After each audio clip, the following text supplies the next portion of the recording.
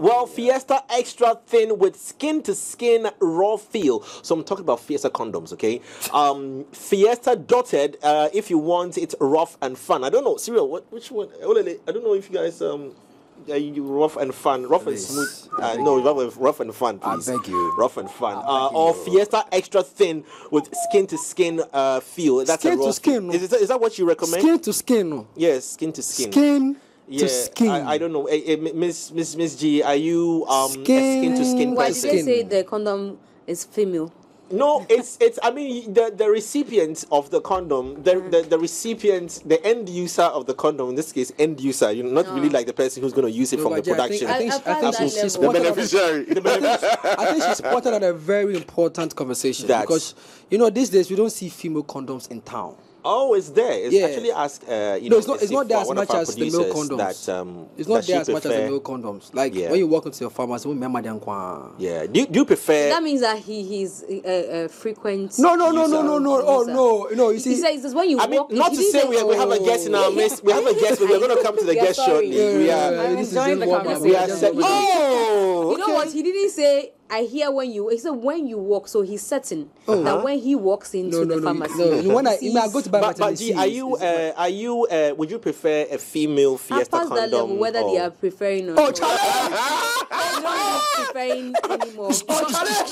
We don't. Raw is war. So now it's just the advice to the ones who do not have the right to. One try, be careful. It's a reaction. Just be careful. So the Fiesta dotted if you want it rough and fun. I'm only telling you. Rough and fun. So for those who are listening to us, who want it rough and fun, it's time to protect yourself. For me, I'm not a rough and fun person, so that might not work for me. I like to take it smooth and classic. Yeah. So I go for Fiesta Classic for a gentle and smooth feel. I was going to ask, what music do you listen to when you're here? Charlie!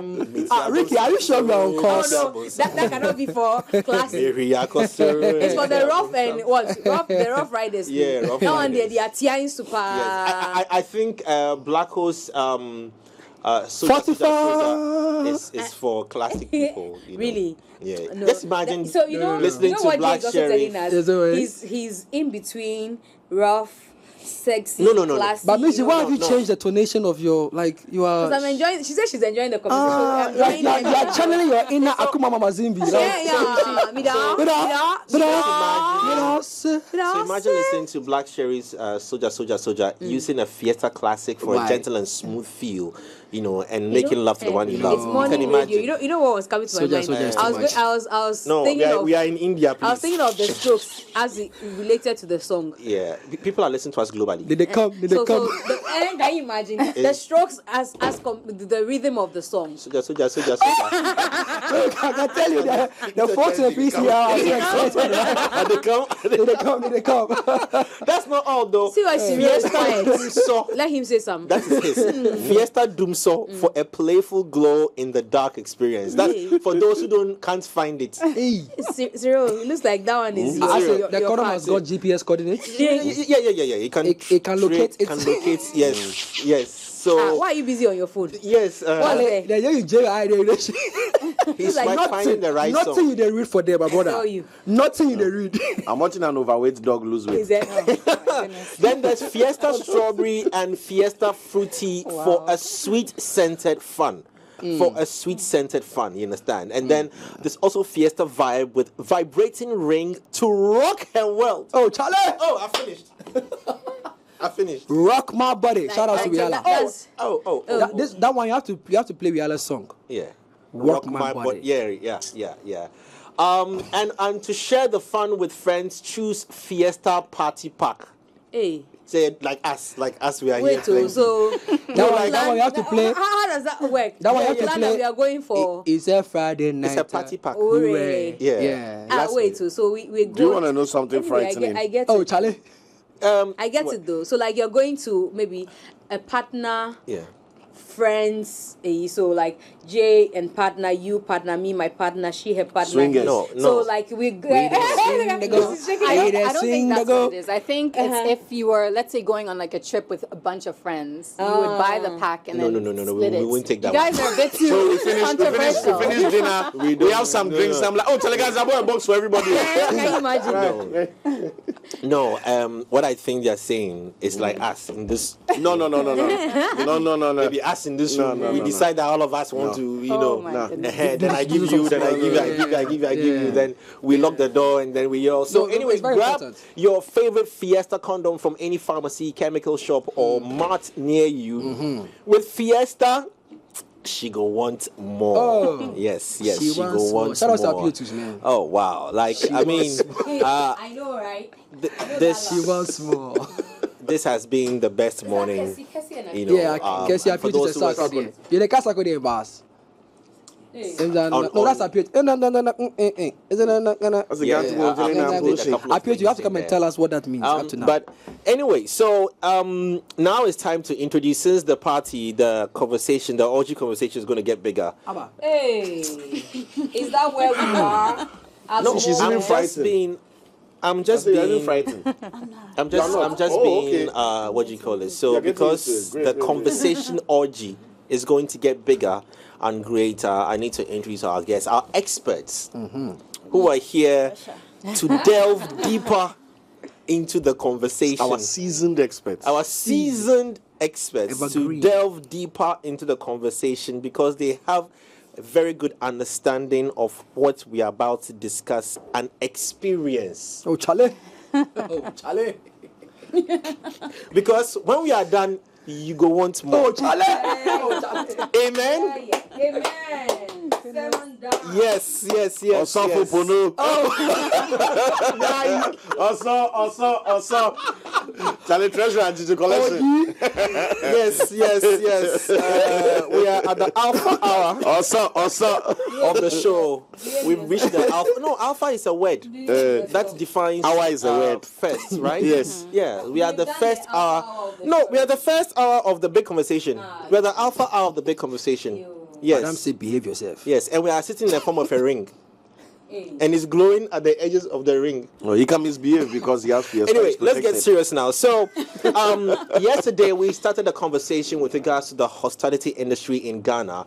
Now, the influx of people from the diaspora and tourists, people coming in day out. It's key that we need to offer a certain level of service that would appeal, to what people are used to or what people actually deserve. We started the conversation yesterday off the back of also what had been circulating on social media with Charlemagne the God and Jessica Clark Fund, who had shared their opinions on experiences they had during the December in Ghana. Now, yesterday we're honored to have the PRO, I beg your pardon, from GTA. Olele, please. The name was Deputy PRO. Deputy for PRO, GTA. yes. That's Mr. Kokusi Atakakra. Yes, Miss G's best friend. who gave us insights into the preparations that GTA made before the December in Ghana, as well as the entire year. Are we going to have him again this morning? We are hoping to. Hoping to. Yes. But we have in our midst this morning a travel writer and a Ghanaian tourism expert, and she owns a tour agency and hosts individuals and groups across the country all year round. And her name is Majwa Asabia Yeboah. Welcome to the show. Hello. Yes, I'll need you to come out. Okay. The key word is to come out and be vocal so they can hear, Okay. feel, Is and this better? experience you. This is better? Way better. Thank you Okay. very much. And of course, we also have Maureen. Please help me out with the surname again. Ati Bawoni. Thank you. Bawoni. Yes. Well, she's also a customer service experience, a customer experience professional, and the founder of Bawoni Consult. You can tell us more about Bawoni Consult when we get into details on that. Yeah, we'll love to hear that. But at least we know you have you two here with us this morning. Thank you very much for honoring our invitation. Welcome to the show. Thank you for having me. Now HR is watching, so we have to put on a cap.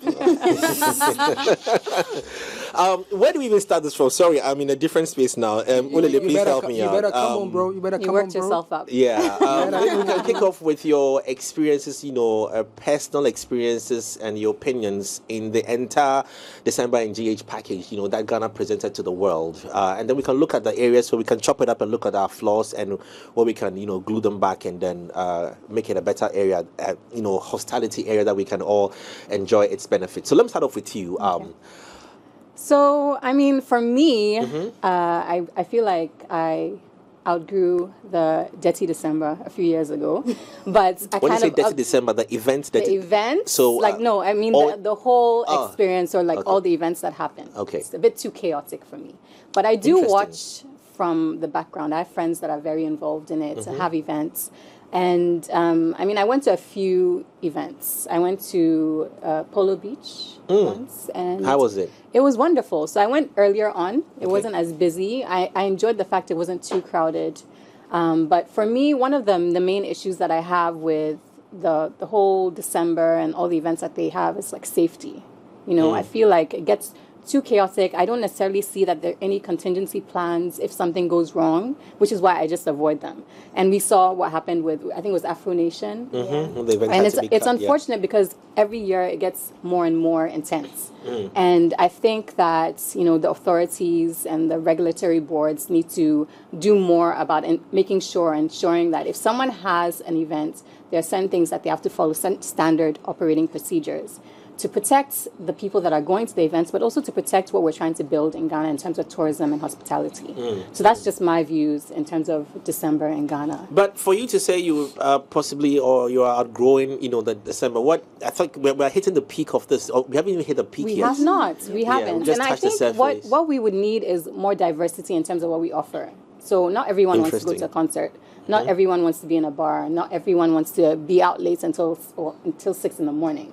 Some of us want more low-key, relaxing things that we can do where we can talk and hear what other people are saying and it's not too loud. So we do need more diversity. We need more things that happen outside of Accra. I do think resorts and establishments outside of Accra can take advantage of it.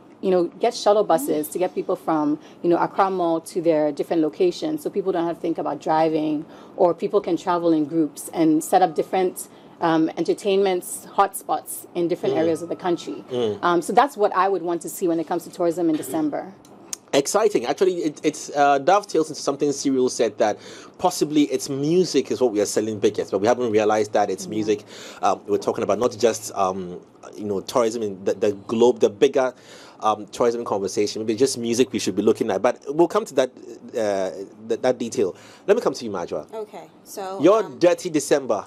How dirty was it? actually, I worked the whole time. So Oh, wow. I mean, that's when I work. That's when people come cash into out. the country. Sorry, our market says cash I out. guess so.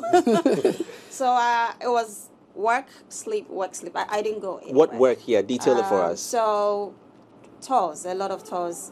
And specifically Cape Coast and Aburi, I got tired.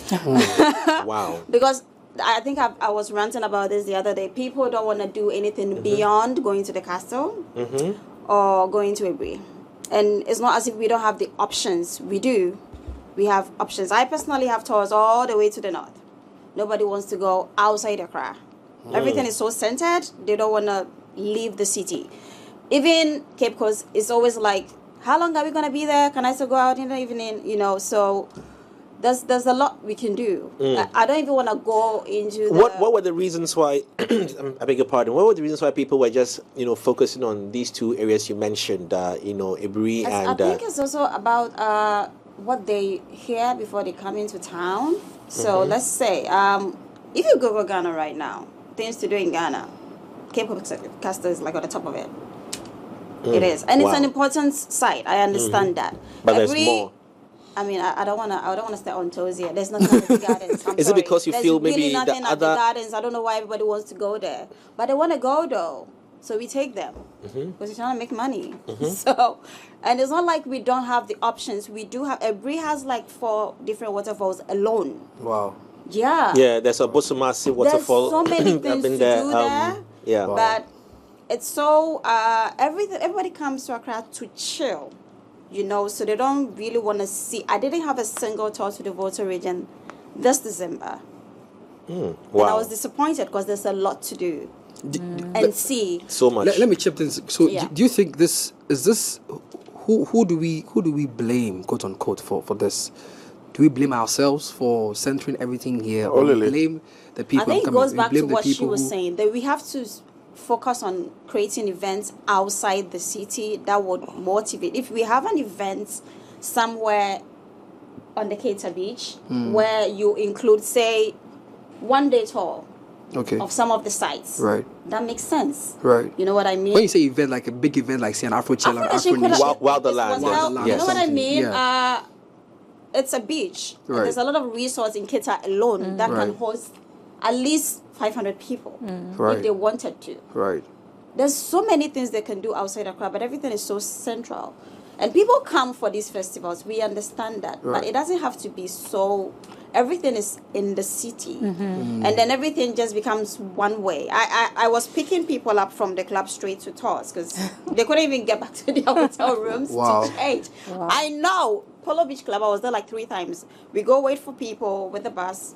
When they come out like 7 a.m., then we drive them to eat breakfast and go on tour.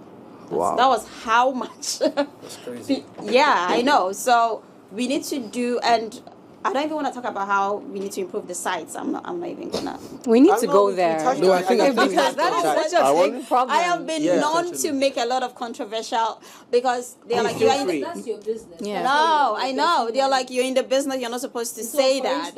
That's even comes to the conversation of customer service. So she has no business with the state of, say, the Aburi Gardens. But when she takes her client there, they get disappointed. Exactly. Yes. Everybody might affect her business. But then they see online that you see, you know, that there's this one famous walkway where everybody takes nice photos, so everybody want to go. Like, and then when they get there, they're like, I can do more with this. Like, if you know me, I've been travel writing for long. I'm very passionate about travel. I can create a package where you enjoy the Eastern region fully in a day. They want to go to the gardens though. What can you? So what do they do when you take them there? Photos. I mean, that's the thing now, right? Photo ops, right? But my I guess the concern that I have is that, like Aburi Gardens, for example, I think the last time I went there was 2016, and I was so disappointed because there were like churches having their little prayer sessions. There was so much litter, and we have boards like GTA. You know, Aburi Gardens has been there for so long. What are they doing to ensure that this place is like maintained so that when we have visitors, they can go to these places?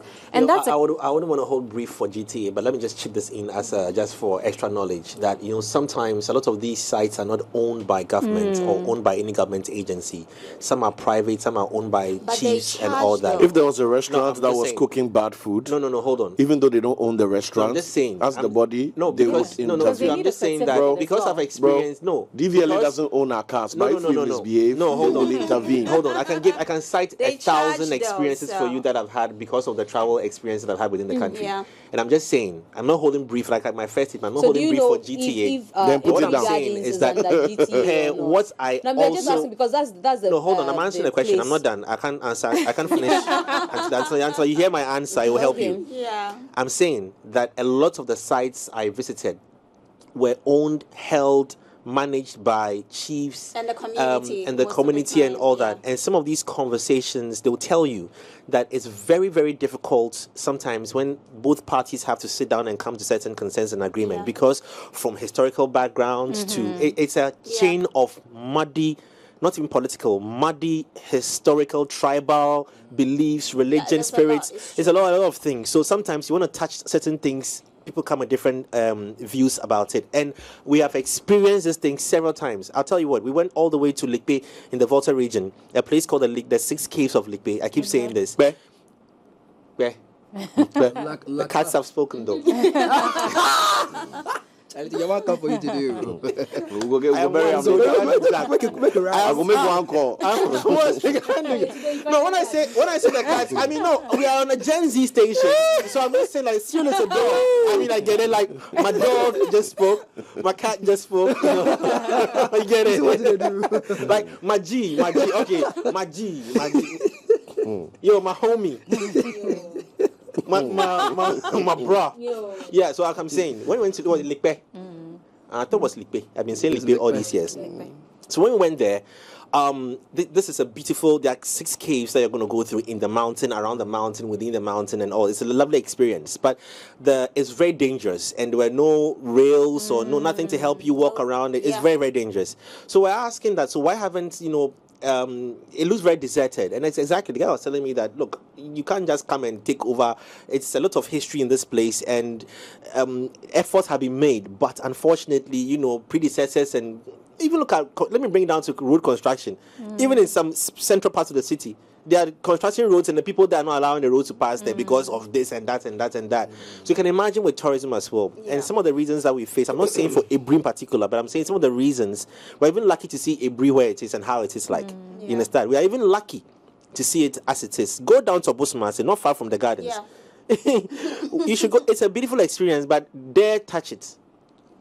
The true owners will wake up and come in, but I'm not the guest though. Yeah. No, because the reason I asked that question, whether it was particular, because she kept saying that they charge.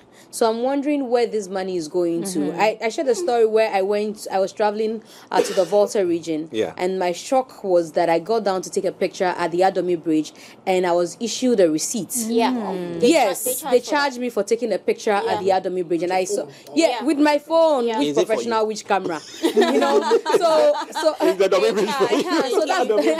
that's what I'm asking that, and with that I think I saw a GTA receipt. Yeah, they do. Yes, so then I can say that, GTA is collecting money from us for the Adomi Bridge. If anything's happening, to that bridge, then we should be asking GTA, where is that money you're collecting from those who are taking just pictures there, So when she said the charge, I want to know what where the money is being my sister given.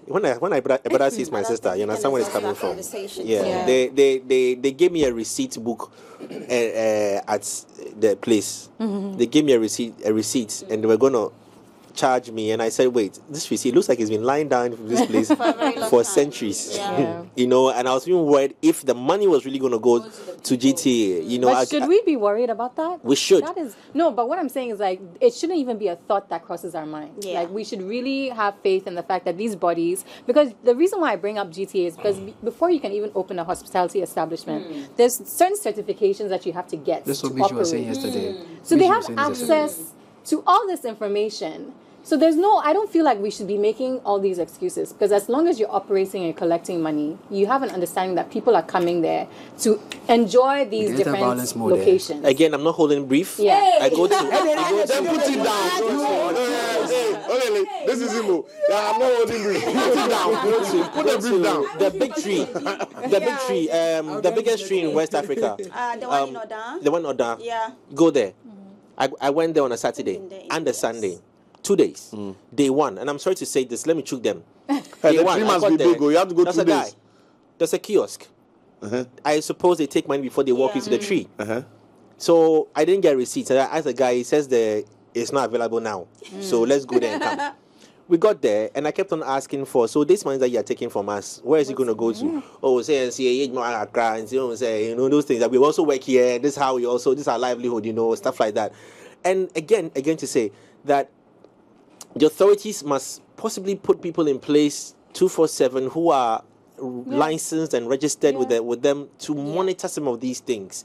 Because people are also taking money on the side quietly for their own personal gains and stuff like that. I've been to so many tour sites in this country, and you can imagine at every point they give you a new payment experience. And you're even wondering if these monies are really getting to I have been to literally GTA. all of them. I go back multiple times because of my job, and every time there's different experience. There's something new.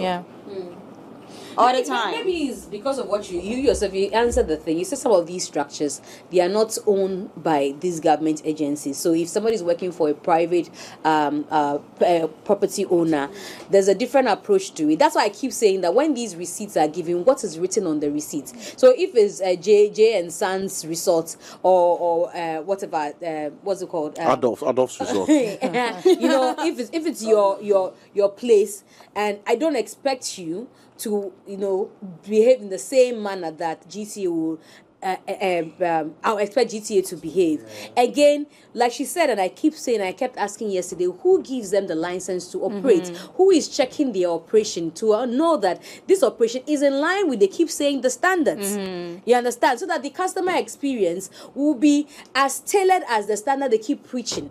That is my major problem with these sites. Which we're now about to come to, talking about the customer experience. Yeah, cereal. My cat. My dog. No, my G. the Kenke ones. You know, I like Maureen said, I think we are making a few excuses. For them. Now, when you get a hotel and you want to know the quality you are supposed to expect in that hotel, there's a starring system. It's a 3-star hotel. It's a bed and breakfast. It's a 5-star, and you get reviews, and you know that I'm going here to pay this for that experience. What has stopped the GTA from putting the starring system or any form of hierarchy to these tourist sites? To say that maybe Cape Coast Castle is a 5-star tourist location. Foley's Resort is a 1-star. This blah blah blah. Miss G's is a 3-star. What has stopped them? Nothing. These people, whether or not it's owned by a private individual or it's a state property that the chiefs are taking care of, blah blah blah, it still falls on your desk. You are still aware of it. So your job as the head of the collective is to create a structure that the members of the collective can adhere to. Not about this person is not investing in their place. Again, I don't want to hold brief. If the person is not, if the person is not investing, if I have standards, bro, look, and you are not adhering to the standards, you are which one was renovated by GT again? Which one? There was Koforidua or so. There was a waterfall that was renovated where the incident happened. Kintampo waterfall. It was renovated.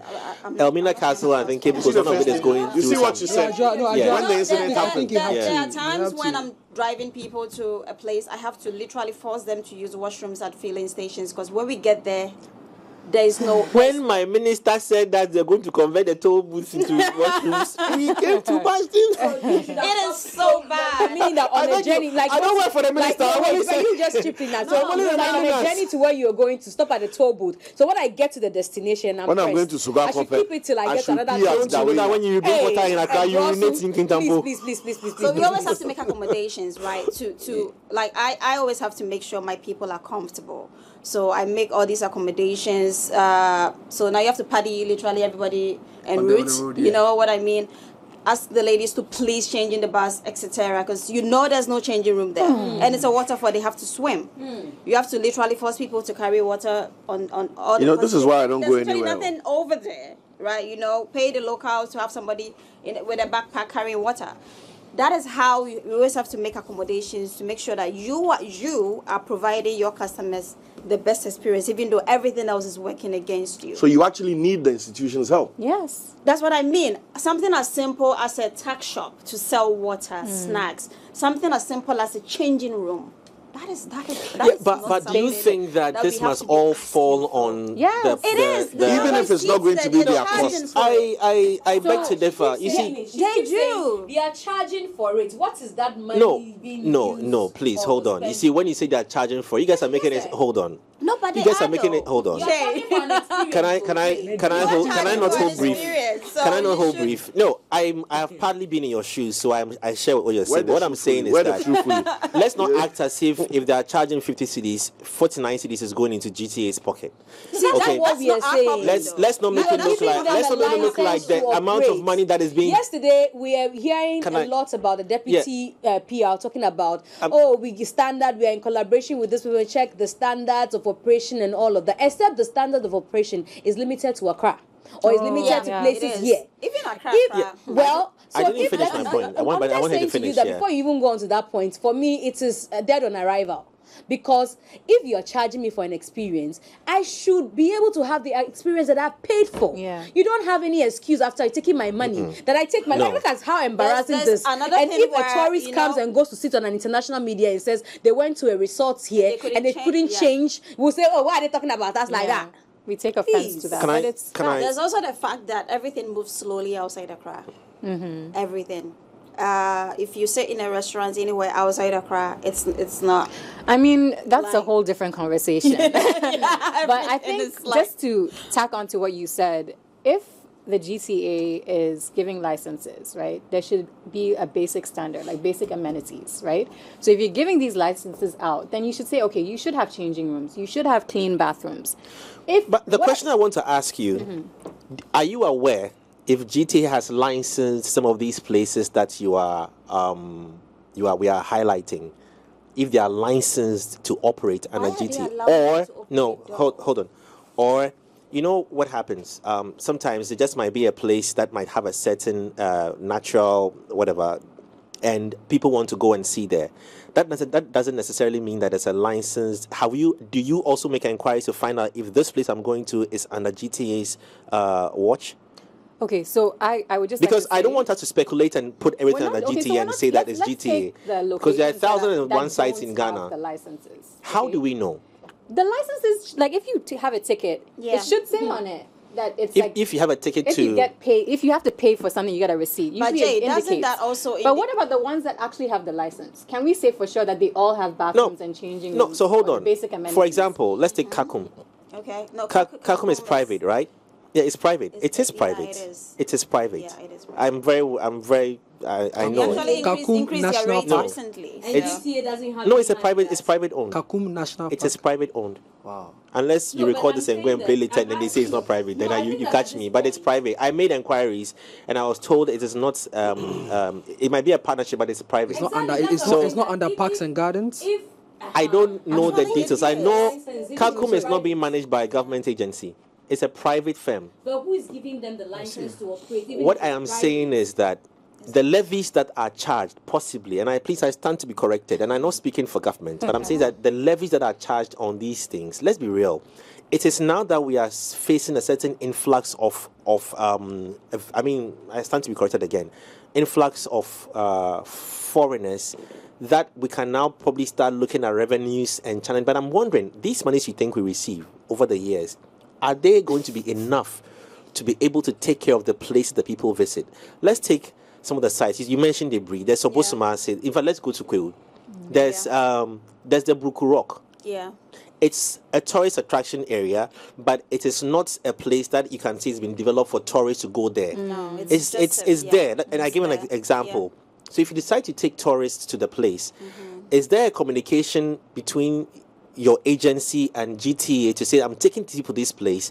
Is it under your watch? Those are the questions I want to understand, because if we sit here and speculate and throw all the weight back onto GTA, we just might not be we may not be fair to them.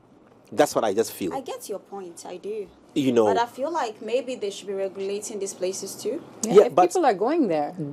people are going there, but Safety, for a lot of Because reasons. they've decided that they are the voice for Ghana's tourism industry, right? So if anything, I don't want to go back to the Charlemagne comments. please But do. If a Actually, tourist comes in and they make an observation, so when we talk about customer experience, we talk about the perception a customer has of a brand or an experience, right? Yes. His perception was that Ghana has the nicest, most Incompetent service. horrible service, Yeah. right? They're not going to talk about this specific location. I don't even think he mentioned which restaurant or No, whatever he it yeah, was, he did right? not, but people just But knew. GTA has sat there and said that they are going to be the spokesperson for tourism in Ghana. So if people are going to a specific location and you've identified that over the last 3 months, if there's any way that they're doing that, they're monitoring and evaluating, there's been 1,000 people going to this location. It's a tourism hotspot. We need to make sure that these are the basic standards that each hotspot should have. Then it's on them. The onus should be on them. We're not going to the private owners and saying, okay, Mr. Kojo owns this location. We have to go enforce him. The customers have to go enforce him to have a bathroom. It's GTA. You've the given the authority. license, and you're telling them, okay, if you want this license, you have to make sure that there's health and safety standards, there's basic amenities, the customers are able to use the bathroom or change if it's a water body. And what if something bad happens? Is there Yeah. going to be fire and ambulance, access to fire and ambulance? Because if something bad, and I always say this every December, that I'm so happy that there hasn't been any catastrophe. Because if something bad happens in Volta or Kwewu or whatever, what is going to happen to a tourist that maybe gets injured? Yeah. For that location. So GTA is should be held responsible for wherever you're giving licenses to have the basic standards that every location should have. Yeah. To add to what she said, right? See, I'm not please beg you. I just the Kakum. Yes. I also checked. Don't worry, it's a national park. Don't mind your foolish Wildlife Department of Ghana. Don't worry, bro. Forget about that one. No, it's it was okay. Park. No. It's actually part of our national what she park. just What said. I know is Children's Park is not. No. I think Kakum is no, bro. I mean, unless of course maybe it's not updated, but that's there's even an airline. I'm telling you what I also got on the ground when I also went. But there's an airline. There's an airline to it. So who is right? The online old blog or the guy? It's not a blog. There's an airline in Parliament for it as a national park. Airline 1525. Who is not sure? See, it's written there. When you take a ride, as far as I know it's. What I want to ask, I want to make inquiries. What's the question we want to ask about that? Is Kakum private owned? Okay. Whilst I talk to my gods. But when you're asking them, ask if they have a license from the authority to run the place. That's the most important thing for me, because if I open a private restaurant, they will still come and give me a license to operate. Yeah. You understand? It's my private restaurant, but the government institution is telling me that I have not met their requirements, so they are not allowing me. Exactly. So for me, the conversation is not even who owns Kakum. Yeah. The conversation is, are they licensed to operate? Who gave them the license? If any institution or facility that I visit as a tourist and I see, like I said yesterday, if I see the certification of GTA, in my mind, you already feel safe, actually. You know, so that is it for me. When you take a ride-hailing service, and assuming the car didn't have seat belts, or they even have appropriate seats, the first person you'd complain to wouldn't be the driver. It would be the company And tag them. that would work. I took a Miss G, whatever, and the car was crap, and the driver was this, and that was that. Even though the driver owns the vehicle, car. the service provision is for the service provider, And you're which is banking the on them authority. to get a better service. The reason why I sat in that car is because you said you've checked ABC. So the reason why I will take a car from here to the northern part of Ghana is because the guys who are supposed to be the parent body need to certify that there's changing rooms, there's medical support, there's accommodation, there's bathrooms, there's canteen and restaurants, there's this and that, blah, blah, blah. So even if the journey is long, I no longer have anxiety or any problem going that place, because I know that even when I get there tired, a lot of my needs will be catered for. The authority is not doing that. They are doing their best. They've done a lot. But we cannot say that because people own private institutions, the onus falls on them to provide all the support systems needed to operate in the tourism ecosystem. It's not possible. I mean, no investor can do that. It's like saying that when you start, it's like saying that you want to start a taxi, and after buying your car, fueling it, you now have to pave the road. Guys, right? Look. So, you know, my taxi only does 100 meters, so because I've only been able to pave 100 meters. But there's somebody who is in charge of road. When that person creates the road, my taxi service can work. Eminem. I'm going to switch us to talk, get a bit more background into understanding customer service. Then we'll bring it back to Cyril's point, so that we all make sure we're all on the same page. But before we delve into what customer service is, I want to say that we're just about 2.5 million or 3 million Ghanaians that are paying taxes. Even in that, the 3 million thereabouts, I can say about 1.5 pay. The rest don't pay. How much money is allocated to GTA, Ministry of Tourism, to be able to execute the things they're supposed to do? How many illegal, indisciplined people do we have in the system that are siphoning money due to corruption from these sites that could have been used to develop? How is Ministry of Roads and Highways playing its part to make sure accessibility to these places are even 100% and top notch? It's not a conversation of GTA. It's a conversation of so many different elements that must come together to make it happen. That's why I'm saying that if you go back and say that 1 city levy that GTA has taken from one site, you say that they should use it to develop the place. It can't happen. It needs investment. It needs investors. It needs honesty from we Ghanaians. I don't want to sound like I'm standing for the MPP government, but I'm just saying. Sounds like a politician, actually. Well, I'm going to stand on my ticket. My party, you haven't heard? Oh. KNAS, that's what it's called. KNAS Party. Okay. CUP. The king, I believe the king. One lash, everything is straightened. So yes, when you elect me to power, I will do that. Vote for me. So, so please let's roll back into understanding in itself what customer service is. What should people expect from service providers? And let's speak in the area of tourism.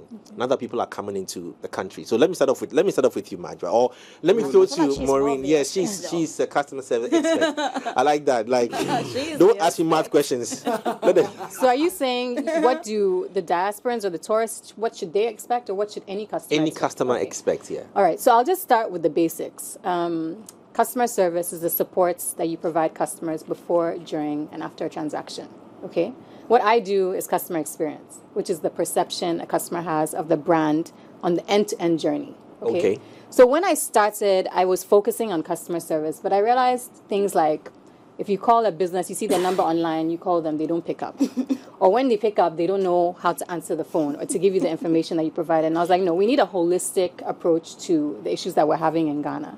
So I started focusing on customer experience, which is, again, the end-to-end journey. As a customer, you are giving your hard-earned money to businesses, and you should expect optimal service in exchange or optimal products in exchange. Okay? One of my biggest issues within this market is that customers don't really pay attention, or they don't stand on what they're entitled to, right? So even when they get bad service, they don't leave a review, they don't complain. And after the Charlemagne comments, the first thing I thought was, where's the lie? Where's the lie? We are the most hospitable community or culture of people, but we don't know how to give optimal service. We don't know there's no service knowledge, there's no product knowledge. And to use Charlemagne's example, I'm pretty sure that the restaurant that he was at, they haven't been trained to deal with delays in orders. So the waiters, they're the customer-facing staff. So they're the ones dealing directly with the customers. The people in the kitchen, they're doing their best. But there's a way to communicate to a customer that this is the reason why your food has been delayed. But if the business itself has no standards in place, or they don't have any effective training or learning and development for their staff, then they won't be able to deliver that kind of service, right? So what we need to do is we need to look at Cyril said this, I think, a few days ago about the mindsets. Okay, so I've been training within the various industries for a while, and I realized mindset is a big issue. Okay, mindset and education.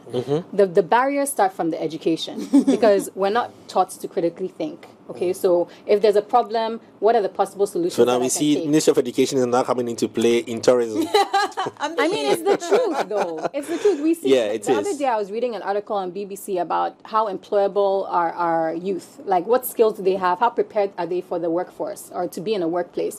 And in hiring, I used to recruit for a lot of my clients.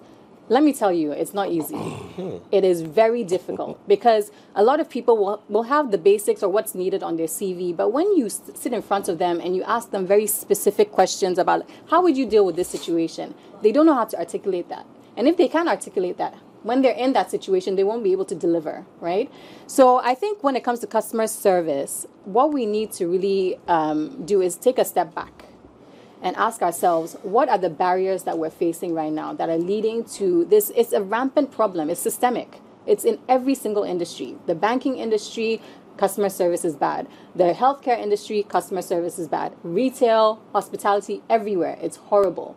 And we have so many different businesses or customer service consultants that are working, but we're not seeing the effects or the impact because we're all operating in silos. We're not communicating with each other.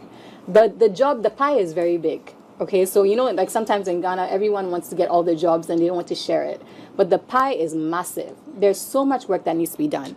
And why I always go at GTA is because I think that GTA needs to make an effort to partner with customer experience and customer service officials to help them improve the customer service in these various establishments. They have the list, they have the data. The other day I was reading that there were 700,000 or 750,000 jobs in the tourism industry.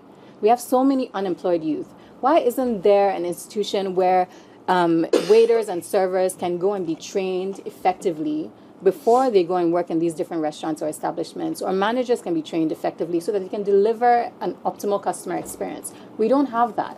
Everyone is doing it in their little corner, trying to make an impact, but it's not big enough for what we're trying to do with the Ghana tourism industry. I want to add to and ask a question that I think, first of all, how much have we been paying people in the customer service area?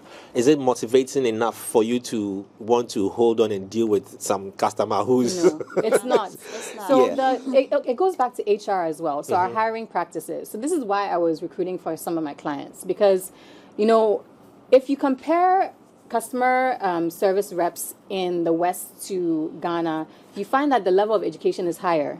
They're usually university students, or, they're not high school graduates. They're university students. They have more understanding, more knowledge. They're easily trainable because they're more educated. But in Ghana, what happens is what I've noticed is that a lot of the customer-facing individuals are like SHS graduates, or they haven't had as much exposure. So the company has to spend more time training them. And then what also happens is the mindset.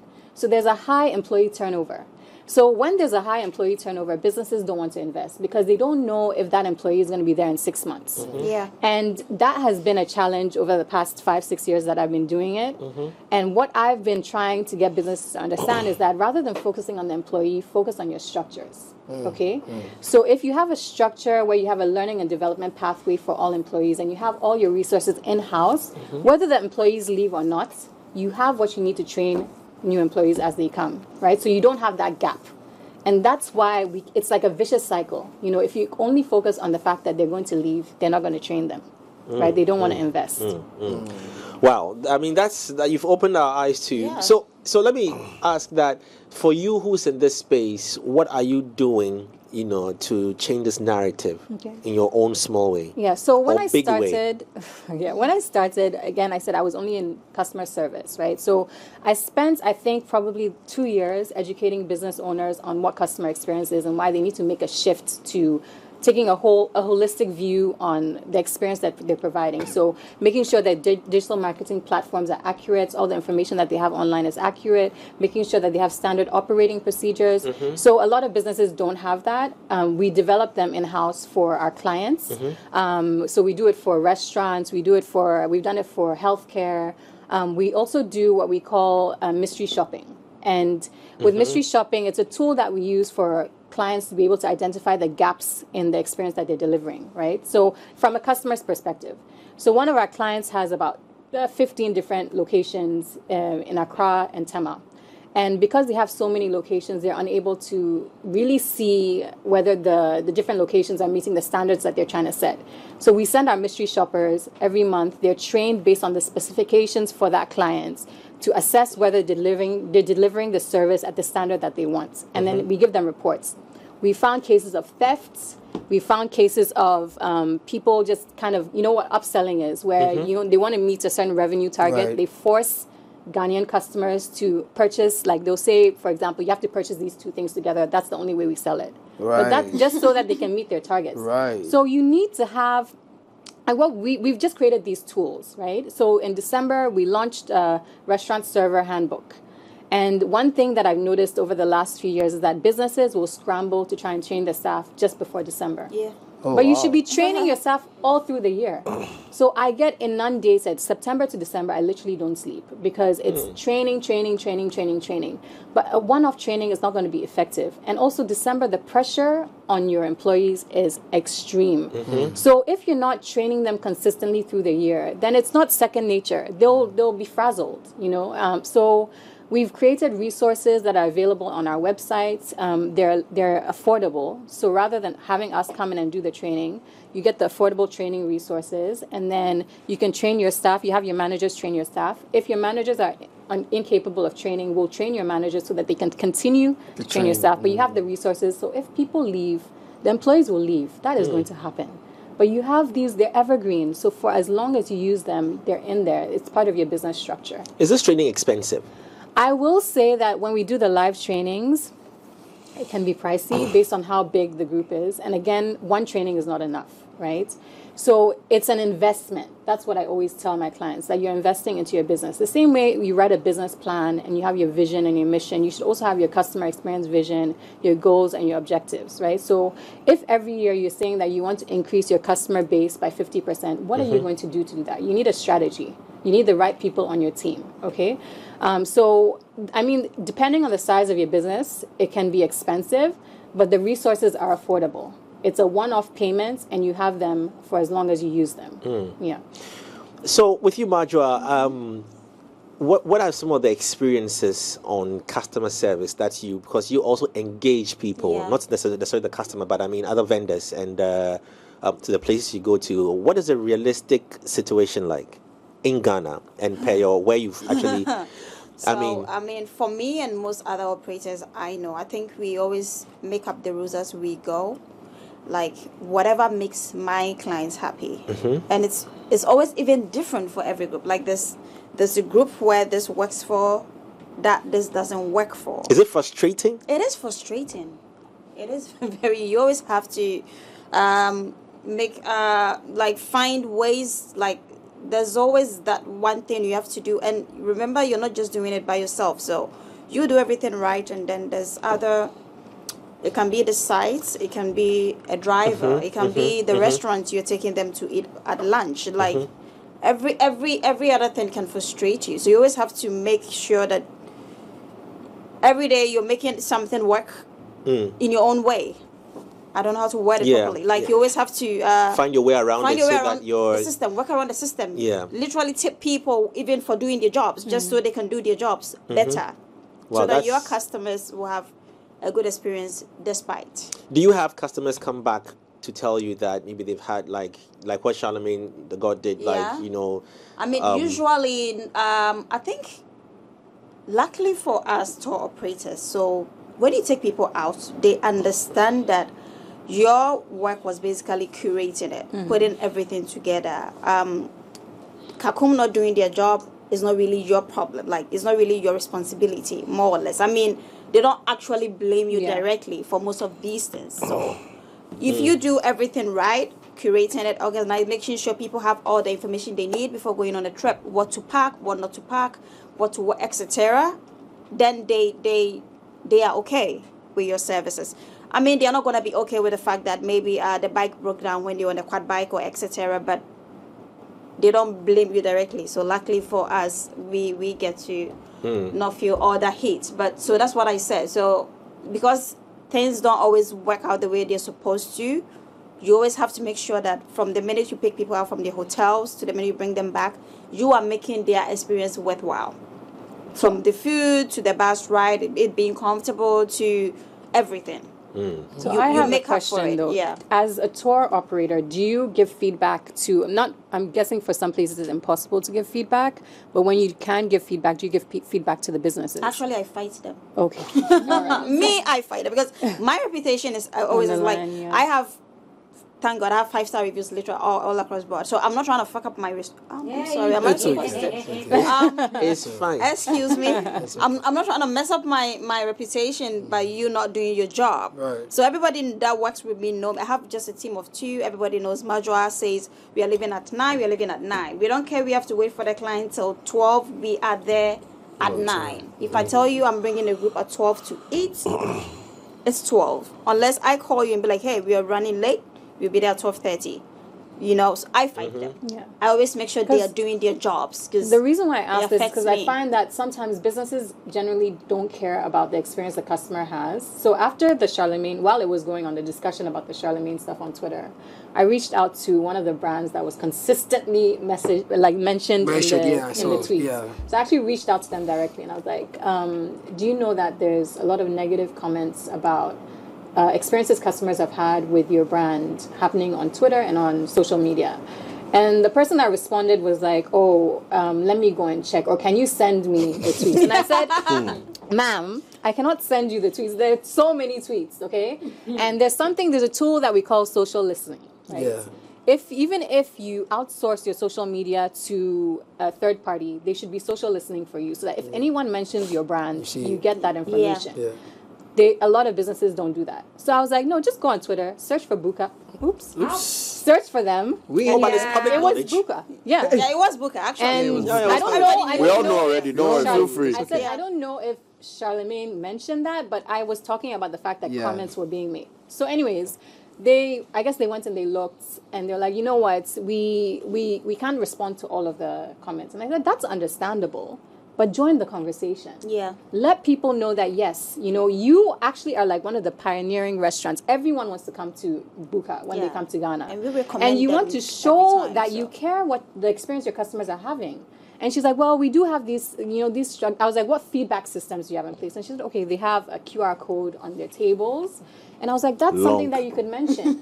You could mention that we have a QR code on your table. And if someone has a negative experience, these are the options that we offer them. We might comp their meal, or we might give them a discount. You might not be able to please everyone, but the perception that you're creating is that you actually care that people are having negative experiences, and you want to kind of eliminate that and fix it. And so many brands miss out on those opportunities because they don't social listen, and they don't interact, or they actually don't care about the perception that the customer has of their brand. They're just like, okay, we're selling a product, and it's not enough anymore. The customer is more sophisticated. COVID actually made customers more sophisticated. We want more convenience. We want to be able to buy whatever we want at the time that we want to buy it. No more please DM for price. None of that. DM me for the price. Give me the information so I can make a decision based on the information, and then purchase. And we want quick path to purchase. We don't want to take 2 days or whatever. Sometimes you go in and you purchase something. You go on a vendor's page online. They're like, okay, yeah, this is how much it costs, and you pay for it, and then they tell you that it's going to take 2 or 3 days until you get your item. That should be disclosed to a customer before they make a payment. You're getting my money. I want my product immediately. I'll share a personal experience, and then I want to ask you about training. Ask you about certification of being a tour operator. Yeah. Where I worked at the till of KFC, on a campaign, with Adina and Bellamundi as influencers, and I tell you what, that job is not easy. It's not easy. No. So I'll only plead to us customers to sometimes not be too demanding. No. Is it easy? Is it easy being on air? Not easy. Is it easy being on air, being a doctor, being a pilot, being a sailor? Hold on. No. I like no. And let me introduce you to my friends. No, not gonna have it. These are my friends. These are my friends. These are my friends. That's serious. I used to wake up. That's listen, Miss G. I might not look like it. I used to wake up at 3:30. This is what they do. They never for let me an finish. hour to go. Never let me kill this. Let me kill this microphone. They can't hear him out. So Telford somewhere. So I didn't complain to anybody. You got your mic. Yeah. Holy Spirit fire. So let me tell you something. Oh no, it's on. It's on now. Did you hear what I said? I didn't finish my point. I only said that sometimes we bro. So let me finish. Okay. Now when I stood at the back in there, and I stood on my feet for I think it was just about 4 hours, I was tired. I was exhausted. Then what dawned on me? Please, was it for free? Then what dawned on me? Was it for free when you're standing there? No, I just want to know as you go along. Until I finish, you not understand me. No, because we saw the car he boarded. We know where he's going. He's going to the wrong place. There is no way you will understand me until I finish. No, I just want to ask you as you go along. No. There is no way. You don't answer that question. There is no way you will understand me until I finish. No problem, bro. Then I asked myself a question that, wow, how much am I earning? No. Then I asked myself a question that, let's assume that I'm coming with all my frustrations into a business that demands patience, time, understanding. Would the masses be able to fit into the job opportunity available? It was a question I asked myself, and it was pretty deep for me. Then I realized that, the customer service conversation goes beyond just a matter of us training people to understand, but it's psychological. It's the economy I live in, and what kind of frustration that I'm even coming there. Did I sign up on that job because it was just available, or I have passion for service to serve people? Because I want to go into becoming a doctor because I love the art of science and cutting people up. You understand? So am I in here because I love service, or I'm here because I'm frustrated, I'm looking for a job, an opening, I finished school, I can't find anything, I've been home for 2.5 years or 7 years, and I hear a job opening at a certain brand, and it's, I'm a waiter and they're paying me $4.50, and I'm there and the customer's not coming to do me, and you brought the food and the food is I mean, I'm looking at you now, I feel like jamming your head into tea. So it's a very big conversation. That's the point I was making. Fair enough. But my people so you've made your point. No, don't talk for me. Don't talk for me. If you are done, are you done with your point? Are you done with your point? Can I land before we go to our guest? Go ahead with your submission. I would like to land before we go to what you said. See, every market, right, is at a certain point in its growth. You made a point earlier on. You were saying you were working somewhere. Yeah, that's what I'm saying. You said you were working somewhere. No, I'll get there. In Ghana? No, relax. Was it in Ghana? Relax. But when they ask you questions, you say no. You are asking. Let me say what I'm saying. Every market is at a point. Every market is at a certain point of growth in its journey, right? There's advanced markets, there's growing markets, and there's lower markets. We are not an advanced market, right? People, as a nation, people need to understand this. Employers and employees need to understand this. There's something I always say. I say Ghanaians tend to want jobs, but don't want to do the work. There's a big difference between wanting a job and wanting to do the work. Like you are saying, the person who is front desk selling you your chips and your chicken, is the person there because they want to be in the service industry, because they care about the job, or are they just there plugging a hole? You understand? That's a true problem, and you've stated it clearly. But my point is that professional conduct says when I come and sit on air, right, whether my tummy is running, whether I have problems at home, whether me and Olele are not cool, we have a responsibility to stay professional and deliver on the mandate for which we've been engaged. So we do that. It's not his fault. Look at his watch and his shirt. Yes, and big English. Do you get what I'm saying? It's simple. It happens all the time. Charlie, you call somebody, but don't hammer me. Or just saying 60 cedis. Boss, I didn't make doc ramen send now for being cow. And then So you just forward. Forward. You negotiated, you committed, and the job is done now. And that's the mindset. Listen, that's the mindset people take into formal employment.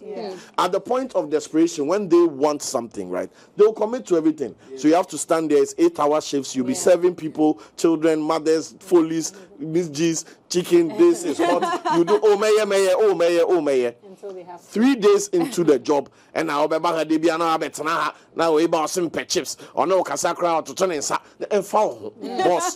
You committed to deliver do the damn job. We have that problem across every spectrum. I mean, do we not complain about nurses? Do people not come on Twitter and lose their bloody minds about service in the hospital? Like, you are a nurse, you took an oath. You are here to help save lives. When we are dying, we are hurt, we don't know what to do. We come to you. Right? And at that moment, you want to tell me that you're having a long day. Swayed by... No.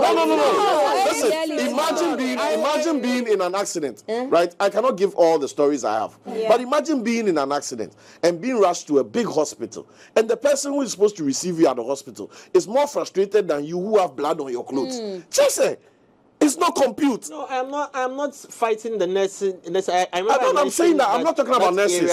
I'm not making it specific.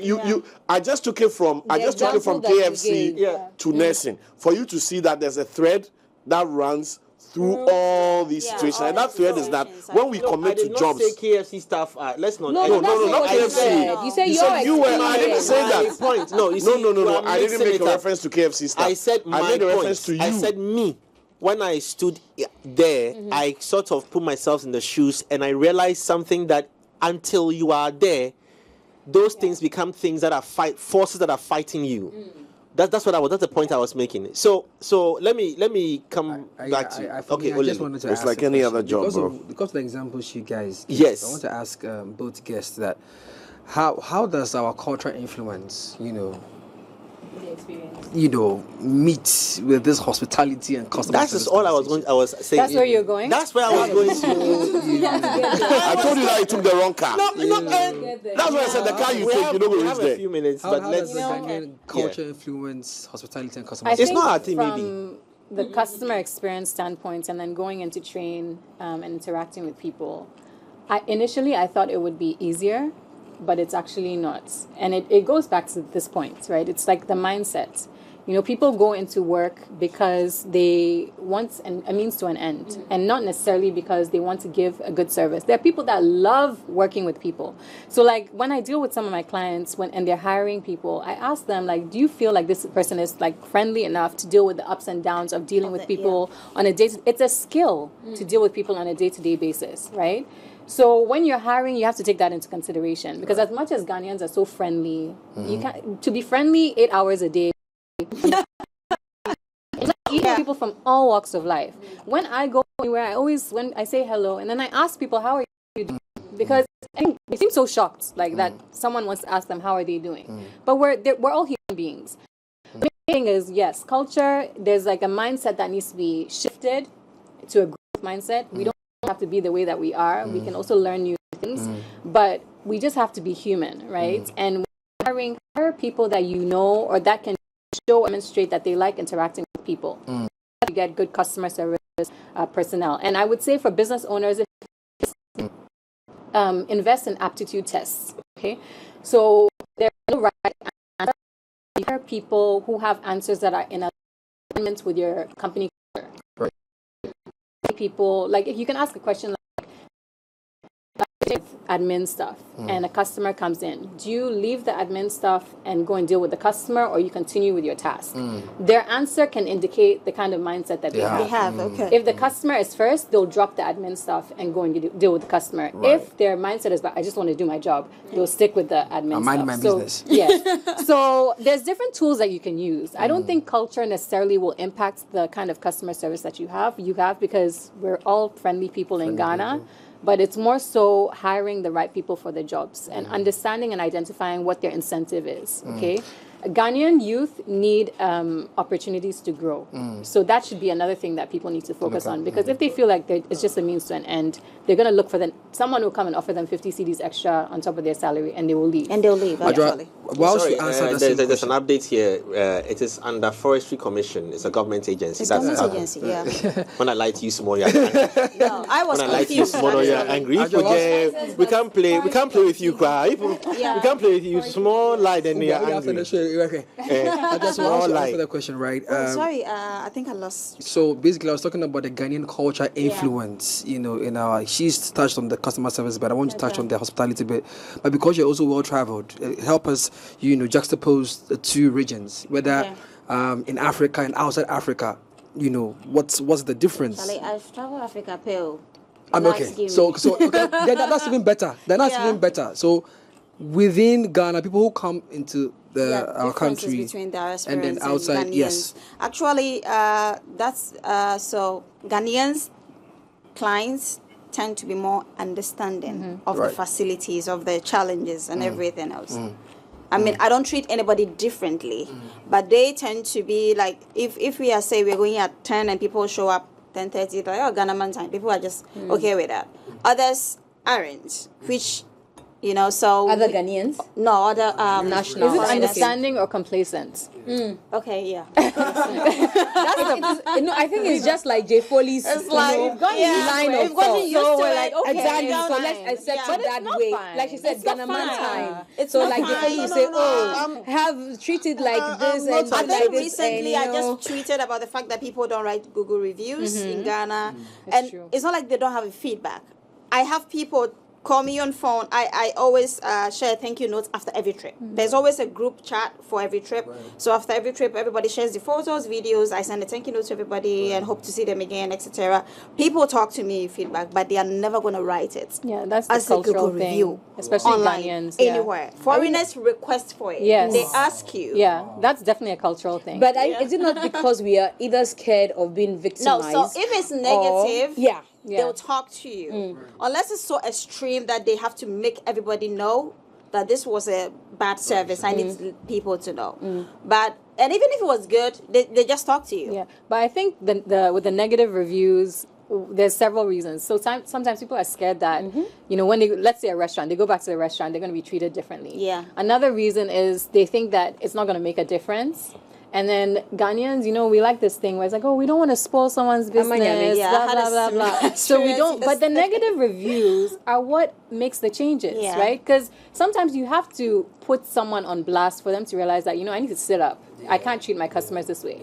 I had an experience with like a fashion designer, horrible experience. And for me, I don't really like putting out, like I'll go straight to the business owner and let them know this is what happened, just because of the field that I'm in. Like I don't want to be there like trashing people's businesses. Yeah. But I tried that several times and she did not want to, she just kept on making excuses. So I went and put a long review on Google about my experience, and other people saw and they're like, oh my God, if I hadn't seen this, or I also had that kind of experience. But as Ghanaians, we need to hold these businesses accountable. They're taking your money. So if you want to keep getting horrible service, then fine, keep quiet. But if you want it to improve, you need to give reviews about the experiences that you're having. Let's bring it down to ride-hailing services. We take these ride-hailing services daily, right? And these days, I think, and I'm even putting myself on the table, we've been very lazy in terms of giving riders ratings, right? Because sometimes we think, oh, Charlie, the driver, Charlie, I've arrived at my destination, I'm good and everything. I know there's someone listening to us right now, and I want you guys to use the opportunity to also talk to that as well. And then after, I also talk about the fact that our concerts that are held here, our events, I think it's an opportunity for us to introduce ratings or reviews. Where like, if someone is thinking about this idea, I think you should go for it. You create a website where people get opportunity to rate events held in Ghana. That's I think it's a way to have a collective feedback. So security, ticketing, whatever, so that whoever is coming to town the next time will know that, okay, I should avoid going to this concert because they're not going to take care of me when I get there. That's a good idea. Do you get it? That way is anonymous. Again, but no, before you do that, before I do that, right? Before I do that, talk to me about that thing I do. Rating, like ride-hailing service apps and stuff like that. And we talk about food, but it's not everybody that goes to eat at a restaurant. We use Uber, Bolt, Yango every day. Talk to me about the rating, the importance of rating the drivers. So, I mean, when it comes to rating, the thing is, and the drivers rating the customers as well. Yes. So ratings are good because it's also like punitive, right? So if someone consistently gets negative ratings, there's going to be an effect of that, right? There's a consequence to it. And for me, like when I take a ride hailing, a ride share or whatever, I always review or leave a rating. If it was exceptional, then I'll make a comment about why it was exceptional. And if it was negative, then I'll make a comment about why it was negative. But we keep seeing this conversation about people having negative experiences with different riders or different drivers and stuff like that. And it's because no one's reviewing. Because it's not a one-off incident. So you need to understand the power of your review. That's what we need to do as a society, as customers. We need to understand the power of a review. We're offering our money in exchange for a service. And with ride hailing, it's convenience, it's safety, all these things that the company is selling to us. And if we're not getting that, you should review it. I think what I've heard is that sometimes people are scared because if they get dropped off here and they give a negative review, the driver knows where they are, your address, and stuff like that. Really? Yes. If the driver drops you off at your house and you give them 1 star, they can come back to your house. Are you serious? Yes. There's a lot I want to say about the ride-hailing business, but I need you all to finish. We have 5 minutes, 4 minutes left, so I want to just speak 30 seconds. That's not safe. So that's why you will not rate at all. You just let it So go. that's why a lot of ladies I know don't rate. Because it's unsafe. This is my problem with introducing businesses into the country when you don't localize a business.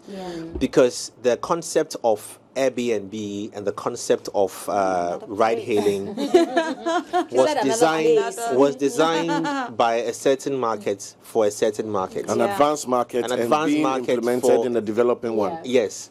But unfortunately, when you have issues of high, crime rates being high, you have loyalty issues, dishonesty issues, you have bad road services. You can't easily offer a ride-hailing service to a country like this because my car is my what is feeding me. And if you tell me they said the road to every beautiful girl's house is bad, I don't know if you know. Am I lying? Wow. Is the road to your house nice? My Yours road is is fine. good. I don't know what you're talking about. Lucky you.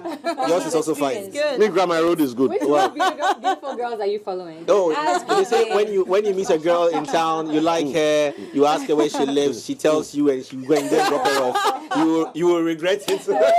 Usually the road to the house is very bad, but just by the way. So, you know, for a taxi driver, I mean, so many considerations because of his experiences where he's been nearly jacked before by people, you know, all those things. Now, it comes at play to our culture, our lifestyle. Does this really work here? Yeah. Now that the riders, when you call them, they're asking you, where are you going? It's wrong. Yeah. But they're forced to ask you because situations have turned things as such, you know, high cost of fuel, so many things. So they're asking themselves, should I stay in that traffic at on the Spintex Road? You live in Little London. Where's that? Sakumono, sorry, where snow falls every time. You live there, you're going to use Spintex Road on a Saturday afternoon at 11 o'clock to the mall. And But you see, you said you know I'm coming. this. So I want to use my last- used, I'm not defending them. I I'm want not to saying use that my they last have brain used cell. all Last these bullet. things, all these things to come and Yes, it's no one. disrupt the Jay, flow. I've You see, reserved one brain cell for let you. me finish. I told you I just take 30 seconds. My point is that unfortunately, the economy that we live in does not allow people to certain services to flow easily.